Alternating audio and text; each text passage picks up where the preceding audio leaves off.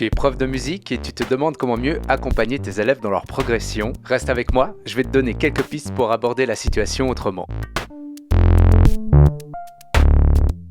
Salut, je m'appelle Mickaël, je suis compositeur et formateur et je vais t'aider à débloquer ta situation avec tes élèves. Premièrement, quel sens utilise ton élève pour apprendre ? C'est une façon de se demander comment chacune retient et comprend les choses. Même si la musique est un art sonore, elle fait appel à plusieurs sens. Elle évoque des images, on peut l'écrire, et surtout, on la joue à travers le corps. La voix aussi est un instrument, et jouer un instrument, c'est de créer un lien physique et sensoriel avec le son. Dans la musique, on apprend souvent à travers plusieurs portes d'entrée. Le canal visuel, tu te fais des représentations mentales, des images te viennent dans la tête pour comprendre et retenir la musique. On parle d'une préférence visuelle ou un style d'apprentissage plutôt visuel. Canal auditif. Certaines personnes apprennent mieux en écoutant. Elles se souviennent de ce qu'elles entendent, les rythmes, les mélodies, les sons. C'est une préférence auditive.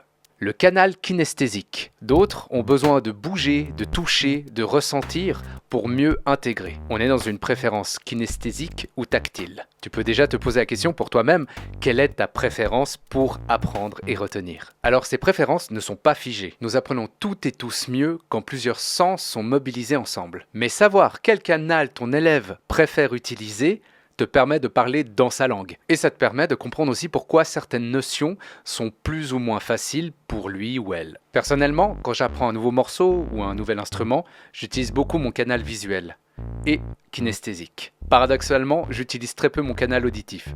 Je trouve assez intéressant d'être conscient de ça. Tu l'auras remarqué, répéter la même explication encore et encore en espérant que ça finisse par rentrer, c'est ni efficace ni agréable pour toi. Souvent, quand on sent qu'un élève ne comprend pas, ce n'est pas qu'il est bloqué, c'est simplement que nous n'avons pas trouvé la bonne porte d'entrée. D'ailleurs, quand un élève me dit « je suis désolé de ne pas comprendre », je lui dis que ce n'est pas de sa faute, que c'est à moi de faire mieux. Et si toi, en tant que prof, tu n'arrives pas à expliquer une notion de plusieurs manières, c'est que peut-être toi aussi, tu ne la maîtrises pas totalement. Et ce n'est pas grave du tout, c'est une opportunité d'apprentissage pour toi aussi. Tu peux même le dire à ton élève simplement. Tu sais quoi ? Ce que tu viens de me dire, ça me fait réfléchir. Tu me laisses du temps pour un peu mieux étudier la chose et puis on en reparle la semaine prochaine ? Cette transparence te rend plus humain, plus crédible. Elle montre à ton élève que tu t'impliques pour lui ou elle. Si tu souhaites un accompagnement personnalisé ou une séance pour débloquer ta situation avec tes élèves, tu trouveras mon contact dans la description.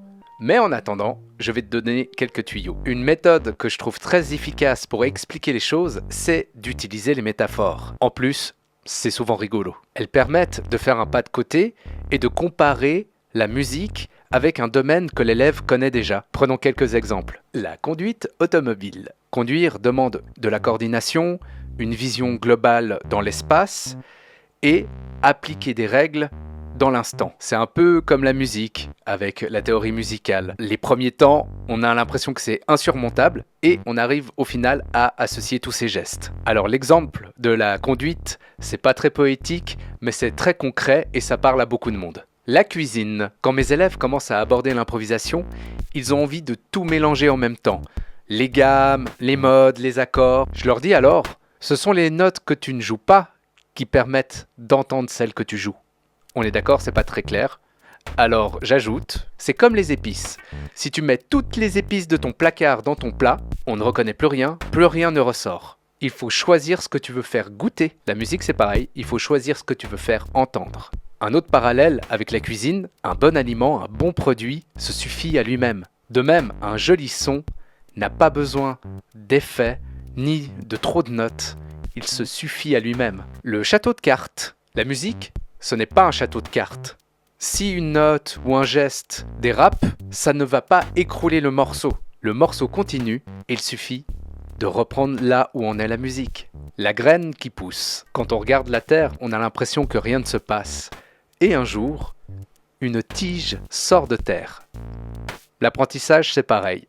Un autre outil puissant, c'est le feedback. Après chaque exercice ou chaque morceau, je demande à mes élèves « Qu'est-ce que tu en as pensé ?» C'est une question très simple, mais à la fois très riche. La réponse te donne plein d'indices sur leur perception, leurs priorités et leur état d'esprit.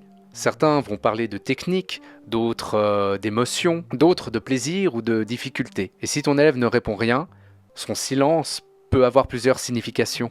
Une fatigue émotionnelle, manque de motivation, de la timidité, ou simplement qu'elle n'a pas l'habitude d'avoir un espace pour s'exprimer pendant le cours. C'est un bon moment pour sonder avec bienveillance et adapter ton accompagnement.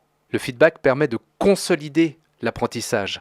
C'est un moment de connexion sincère entre ton élève et toi. C'est là qu'on entre dans l'intimité de sa compréhension et qu'on apprend des choses qu'on n'aurait pas devinées autrement. Voilà, c'est tout pour aujourd'hui. Si ce sujet t'a parlé, pense à t'abonner. Tu peux aussi laisser un commentaire, raconte-moi ton expérience ou pose-moi tes questions, je me ferai un plaisir d'y répondre. Si tu souhaites un accompagnement personnalisé, tu peux me contacter avec les liens dans la description. Continue à t'éclater en transmettant ta passion et on se retrouve bientôt dans le coin du prof. Ciao!